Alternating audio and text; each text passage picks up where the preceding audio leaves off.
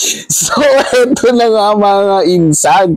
Pangatlong video ko na to na. Ang kukulit nyo talaga. Hanap pa rin kayo ng hanap sa libreng pakuryente ni Senator Marcoleta. Ang kukulit nyo. Hindi nyo talaga naiintindihan. Hindi pa nga nagagawa yung batas o kung nagawa man yung batas, marami pang pagdadaanan na proseso niyan. Di ba?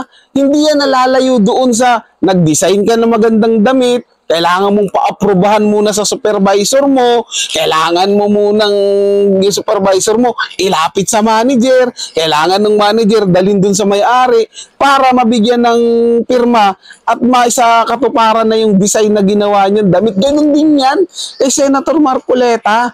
Kailangan gawin muna yung mga panukala na yan, kailangan niya ng kasama para magkaroon siya ng co-author o sponsor. Sa gayon, maipasa doon sa Pangulo at pirmahan ng Pangulo para mabigyan ng pondo.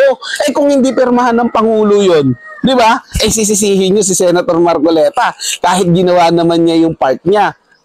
Kayong mga atat, kayo mismo ang magsabi doon sa Pangulo na huwag niyang patagalin at pirmahan niya kapag naglabas na si Senator Marcoleta ng panukala niya. Para magkaroon na rin kayo ng libreng kuryente. Ang tindi nyo, hindi nga kayo bumoto Tapos kayo yung atat na atat, kami ng bumoto, relax na relax lang, di ba? At nag-aantay lang. Ang hirap kasi sa inyo, kung gusto nyo rin lang naman pala ng magandang resulta sa pamamahala at magkaroon ng magandang proyekto, di sana binoto nyo si Senator Marcoleta at ang buong Duterte.